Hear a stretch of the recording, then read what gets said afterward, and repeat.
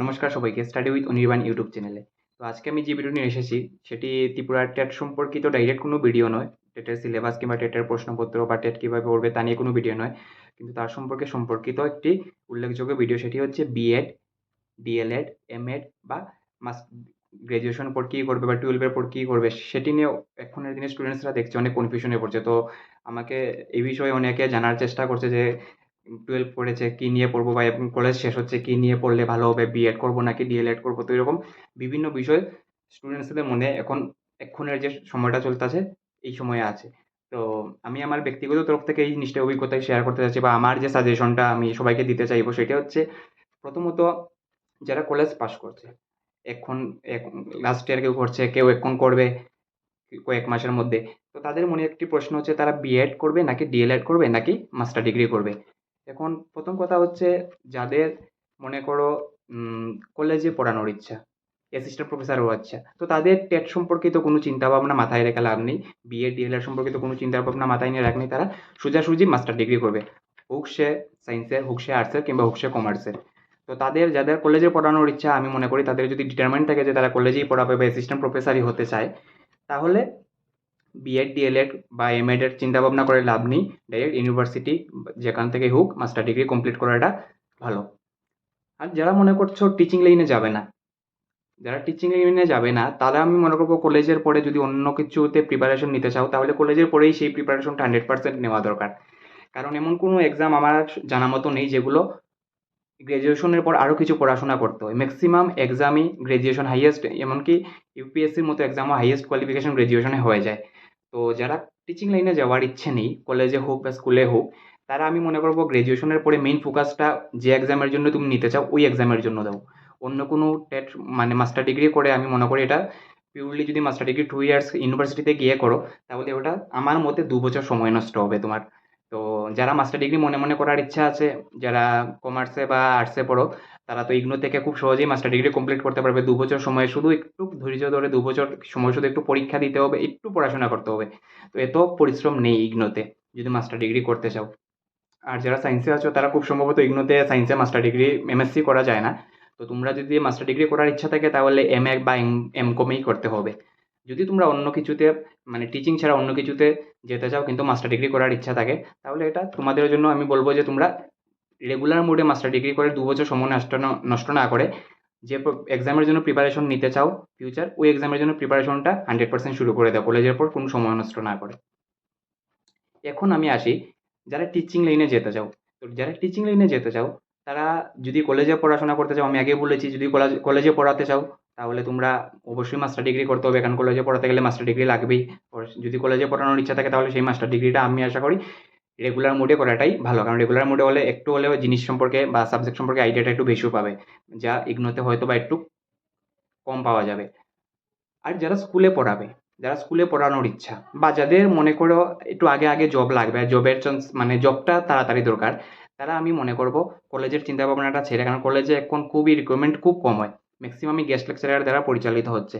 তো যাদের জবটা তাড়াতাড়ি লাগে তারা আমি মনে করব বিএড বা ডিএলএড এর মধ্যে যাও, তাহলে জবটা পাওয়ার চান্সেসটা একটু তাড়াতাড়ি, যদি টিচিং লাইনে যেতে চাও। এখন প্রশ্ন হচ্ছে অনেকের মনেই যে বিএডে যাব নাকি ডিএলএডে যাব, বিএড করলে ভালো হবে নাকি ডিএলএড করলে ভালো হবে।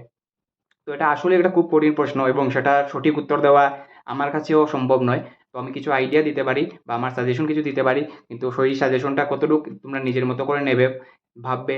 কারণ এইটা কোয়েশ্চেনের আনসারটা আমিও 100% একুরেটলি বলতে পারবো না, হ্যাঁ এটাই শ্রেষ্ঠ, বিএডটাই ভালো বা ডিএলএডটাই ভালো। কিন্তু এখনের যে দিনটা আমি যদি দেখি বিএড আর ডিএলএড এর মধ্যে, আমার মতে ডিএলএড করাটা ভালো। কারণ আগে কি ছিল, আগে ছিল যারা বিএড করবে তারা টেট 1, টেট 2, এসটিজিটি এবং এসটিপিজিটি 4টে এক্সামই দিতে পারবে। তো বিএড করলে আর কোনো সমস্যাই নেই, যে টিচিং লাইনে স্কুল লেভেলে যে 4টা এক্সাম হচ্ছে ত্রিপুরাতে, 4টা এক্সামেই তুমি বসতে পারছো। তো বিএডটাই শ্রেষ্ঠ ছিল উইদাউট এনি কনফিউশন। কিন্তু এখন যেটা সিস্টেম, গভর্নমেন্ট যেটা নোটিশ দিয়েছে, যেটা নতুন সিস্টেম, সেটা কি হচ্ছে, যারা ডিএলএড করবে তারা শুধুমাত্র টেট 1-এ বসতে পারবে। বিএড করা কোনো ক্যান্ডিডেটস বিএড করা কোনো ক্যান্ডিডেট টেট 1-এ বসতে পারবে না। তো কি হচ্ছে ব্যাপারটা, প্রবলেমটা কি হচ্ছে, যারা ডিএলএড করবে তারা শুধু টেট 1 আর টেট 2 দিতে পারবে, যেটা আগেও ছিল, এখনো আছে যে টেট 1 আর টেট 2 দিতে পারবে। কিন্তু যারা বিএড করছে তারা আগে সবগুলো দিতে পারতো, কিন্তু এখন তারা টেট 1টা বাদ পড়ে গেছে, টেট 1টা তারা দিতে পারবে না। তারা শুধু টেট 2, এসটিজিটি এবং এসটিপিজিটি, মানে টেট 1 1 to 5 এর যে টিচার, টেট 2 6 to 8 এর যে টিচার, এবং এসটিজিটি মানে 9-10 লেভেলের টিচার, এবং এসটিপিজিটি 11-12 লেভেলের যে টিচার, এই 4টাই পরীক্ষা।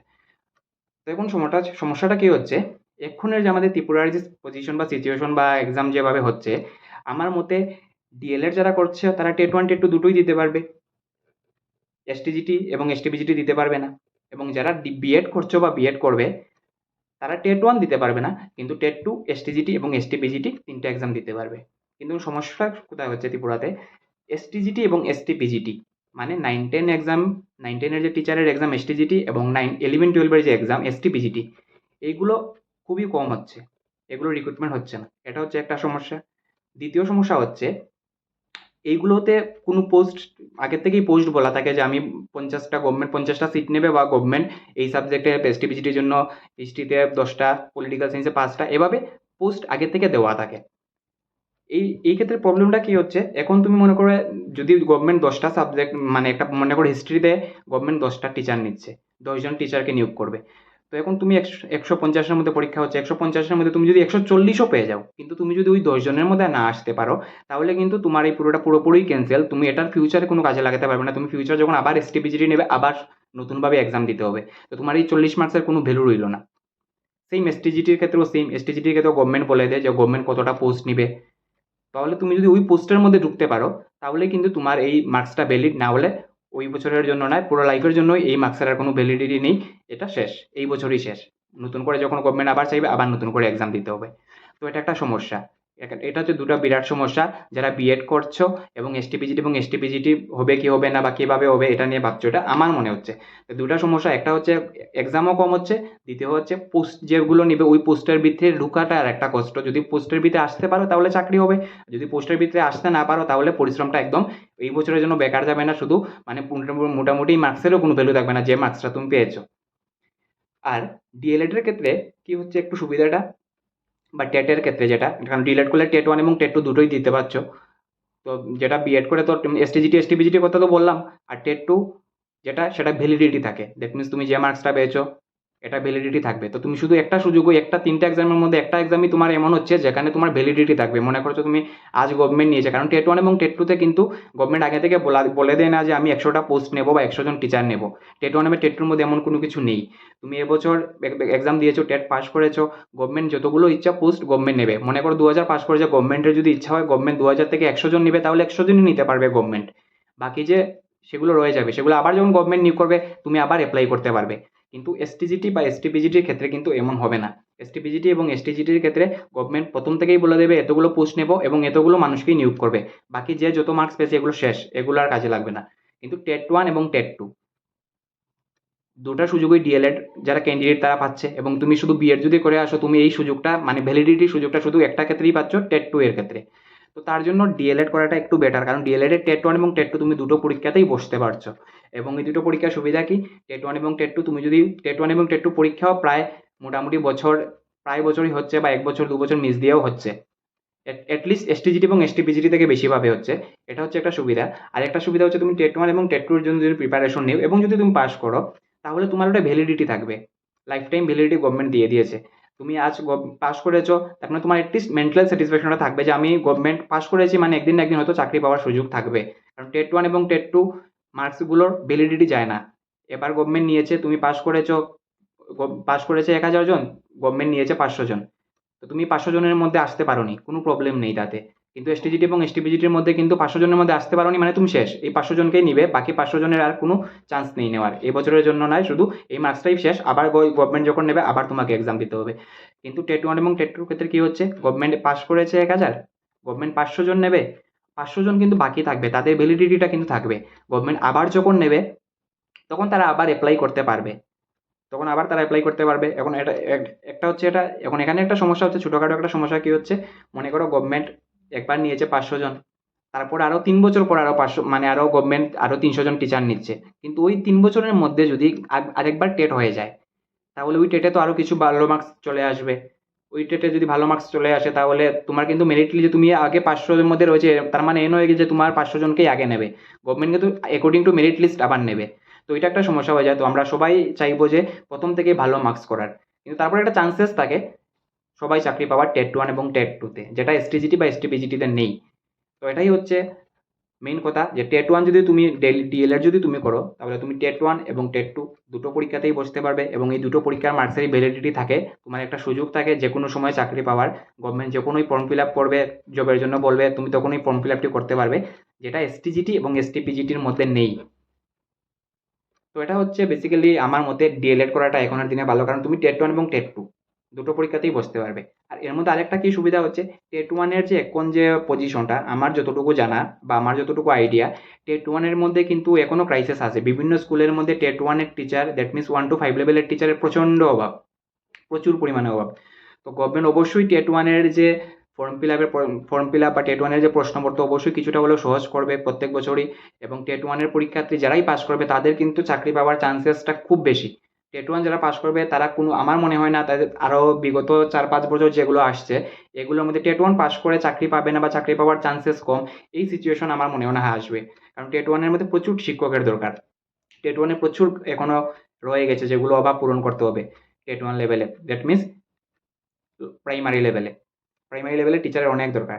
তো যারা কনফিউশনে আছো বিএড করবে নাকি ডিএলএড করবে, বা অনেকে ভাবছে যে আমি তো গ্র্যাজুয়েশন করে ফেলেছি, তাহলে এখন আমি ডিএলএড করে কি করব, আমার গ্র্যাজুয়েশনের কি মানে রইলো? তো অবশ্যই গ্র্যাজুয়েশনে তোমার মানে রয়েছে, কারণ তুমি গ্র্যাজুয়েশন করে তুমি দুটো দুটো পরীক্ষাতে বসতে পারছো, একটা হচ্ছে টেট ওয়ান, একটা হচ্ছে টেট টু, দুটো পরীক্ষাতেই বসতে পারছো। কিন্তু যারা 12 পাস করে গ্র্যাজুয়েশন ডিএলএড করছে তারা কিন্তু শুধু একটা পরীক্ষাতে বসতে পারছে, সেটা হচ্ছে টেট ওয়ান। কারণ টেট টুতে বসতে গেলে ডিএলএড উইথ গ্র্যাজুয়েশন লাগে। তো তুমি অবভিয়াসলি গ্র্যাজুয়েশন করে ডিএলএড যদি করো তাতেও তোমার কোনো ক্ষতি নেই, বা এখনও যদি তুমি গ্র্যাজুয়েশন করে ডিএলএডে যাও, আমার মনে হয় এখনও এটা আজকের দিনে বেস্ট। কারণ আমি জানি না যে গভর্নমেন্ট আবার নোটিফিকেশন হয়তো চেঞ্জ করতেই পারে। আগের যে সিচুয়েশনটা আসলো, আগের সিচুয়েশনে বিএডেই বেস্ট আসলো, কারণ বিএড করলে সবগুলো এক্সাম দেওয়া যেত। কিন্তু এখনের সিচুয়েশনে কি হচ্ছে, বিএড করে তুমি টেট ওয়ানটা দিতে পারছো না। কিন্তু এখনের যে সিচুয়েশনটা আছে এডুকেশন সিস্টেমের, টেট ওয়ানের মধ্যেই কিন্তু সবচেয়ে বেশি চাকরি আছে, টেট ওয়ানের মধ্যেই সবচেয়ে বেশি সিট আছে, এবং টেট ওয়ান পরীক্ষাটা পাস করাই আমার মনে হয় সবচেয়ে সোজা বাকি 4টা এক্সামের মধ্যে, এবং চাকরি পাওয়ার চান্সেসটাও বেশি। একবার পাস করে গেলে টেট ওয়ান অবশ্যই তুমি চাকরি পাবে। তো যাদের আগের চাকরির দরকার বা যাদের জবটা খুব তাড়াতাড়ি দরকার, আমার মনে হয় যে বিএড বা ডিএলএড করাটা ভালো, এবং বিএড আর ডিএলএড এর মধ্যে ডিএলএড করাটা ভালো। এটা হচ্ছে আমার একটা সাজেশন থাকবে, কারণ আমাকে এই ভিডিওটা আমি অনেকদিন থেকেই করার চেষ্টা করছি, অনেকদিন থেকেই আমাকে অনেকেই কল করে বলছে বা হোয়াটসঅ্যাপে জিজ্ঞেস করছে যে কোনটা করলে বেটার হবে, কেউ ভাই, কেউ বোন, বা কেউ নিজেই জিজ্ঞেস করছে। তো এটার আমি অনেকেই কনফিউশনটা ক্লিয়ার করে দিয়েছি আমার তরফ থেকে। তো এটা ভিডিওর মাধ্যমে আমি সবাইকে এই আইডিয়াটাই দিতে চাচ্ছি যে এখনের দিনে বিএড এবং ডিএলএড এর মধ্যে ডিএলএড করাটা ভালো। কিন্তু এটা তাই নয় যে আমি যা বলেছি তাই 100% কারেক্ট প্রমাণিত হবে তোমার লাইফের জন্য। এটা আমার একটা সাজেশন।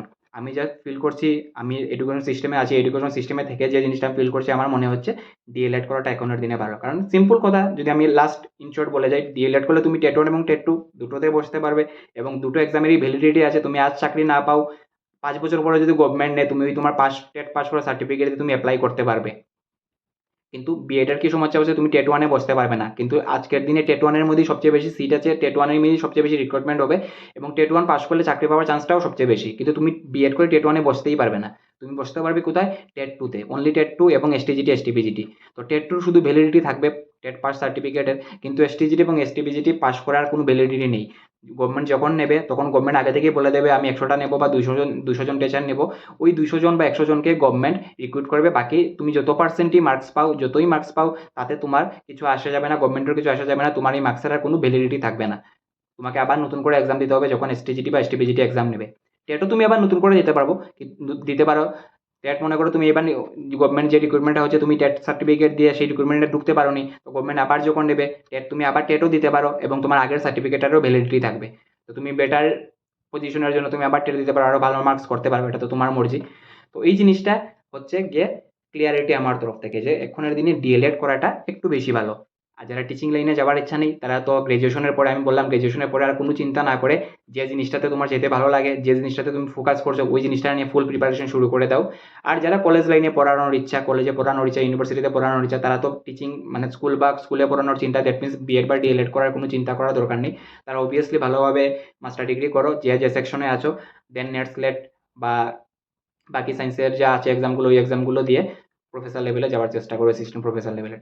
তো ওটাই হচ্ছে আমার তরফ থেকে সাজেশন। জানি না আমি ঠিক বা ভুল বলেছি কিনা, তো অবশ্যই যদি আর কারো কাছে কোনো বেটার অপশন বা বেটার আইডিয়া বা যারা ভিডিওটি দেখেছো তাদের কাছে যদি বেটার কোনো আইডিয়া বা অপশন থাকে অবশ্যই কমেন্ট সেকশনে বলে দেবে।